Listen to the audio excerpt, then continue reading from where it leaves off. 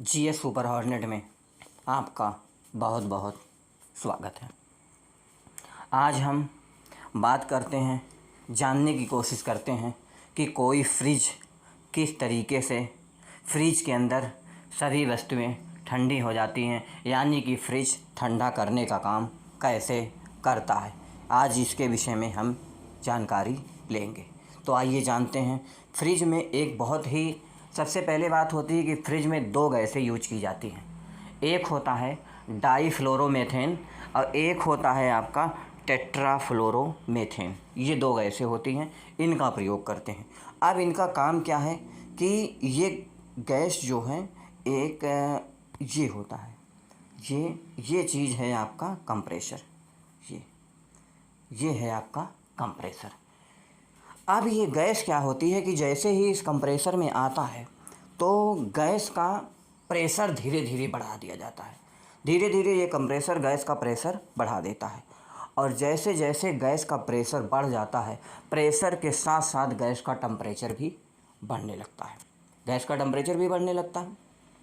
अब high pressure और high temperature की जो गैस होती है वो धीरे धीरे इस रूट से धीरे धीरे क्या करेगी, इस रूट से वो आ जाएगी आपके रेडी वाटर में, इसके अंदर आ जाएगी, इसके अंदर आ जाएगी। वो धीरे धीरे किसके अंदर आ जाएगी, रेडी वाटर के अंदर आ जाएगी, यानी कि इसके अंदर आ जाएगी।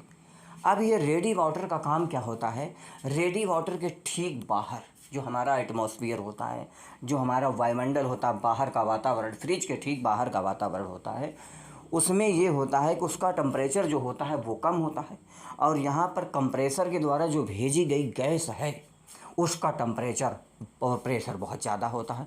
तो यहाँ से गैस से क्या होती हैं कि जो हाई प्रेशर और टेम्परेचर की गैस है उसका जो टेम्परेचर होता है वो हीट बाहर की तरफ जाने लगती है और वो हीट हमारे एटमॉस्फेयर में बाहर की तरफ जाने लगती है। जाने के बाद उसका काम क्या होता है कि इसके द्वारा ये जो आपकी रेडी वाटर है, इस रेडी वाटर में जो ये आपका रेडी वाटर है, ये रेडी वाटर के अंदर जो गैस हाई टेम्परेचर में होती थी वो सीधे द्रव अवस्था यानी लिक्विड कंडीशन में आ जाती है। अब लिक्विड कंडीशन में आने के बाद ये गैस, ये जो द्रव होता है वो द्रव आपको एक्सपेंशन वाल्व में पहुंचता है। ये आपका एक्सपेंशन वाल्व है। अब इस एक्सपेंशन वाल्व में पहुंचता है, यहाँ पर अब ये पॉइंट होता है, यहाँ पर टेम्परेचर जो होता है, थोड़ा सा टेम्परेचर द्रव अवस्था में कोई चीज़ होती है। अब इसके बाद यहाँ पर ये जो पॉइंट होता है, ये वाला ये पॉइंट, इस पॉइंट पर क्या होता है कि टेम्परेचर बिल्कुल कम होता है। अब कम होना और एक तरफ टेम्परेचर ज़्यादा होना तो क्या होता है कि धीरे धीरे अब ये फ्लूइड आगे की तरफ मूवमेंट करने लगता है। ये फ्लूइड क्या करने लगता है, आगे की तरफ मूवमेंट करने लगता है। अब ये फ्लूइड यहाँ पर आ जाता है, यानी कि जो द्रव है वो यहाँ पर आ जाता है। अब ये बना होता है हमारा सर्कल। ये हमारा एक कॉइल बना होता है, ये कॉइल बनी होती है। इस कॉइल में ये फ्लूइड यानी कि ये द्रव आ जाता है। अब ये द्रव आ जाता है, ये पूरी तरह होता है ठंडा होता है।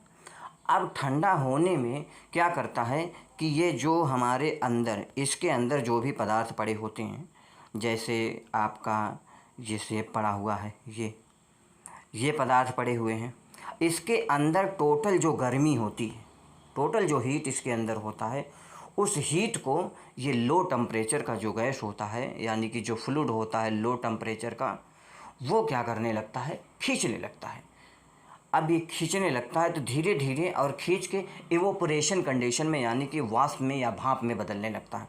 भाप में बदलने के बाद ये पुनः इसी रूट से, ये देखिए आप, इस रूट से पुनः ये नीचे की तरफ पुनः आने लगता है। अब नीचे की तरफ आने लगेगा और ये पुनः अगेन दूसरे क्या नाम है कि कंप्रेसर में पुनः आके इकट्ठा होने लगता है यहाँ पर। फिर वही कंप्रेसर का काम हो जाता है, फिर इसको हाई टेम्परेचर और हाई प्रेशर पर लाना। तो इस तरीके से फ्रिज के अंदर जो होता है वो टेम्परेचर पूरी तरीके से गिरने लगता है और गिरने की वजह से वो धीरे धीरे फ्रिज पूरी तरह से ठंडा होने लगता है। तो यही फ्रिज की तकनीक है, फ्रिज का मैकेनिज़्म है जिसके द्वारा ये पूरी तरीके से ठंडा होने लगते हैं।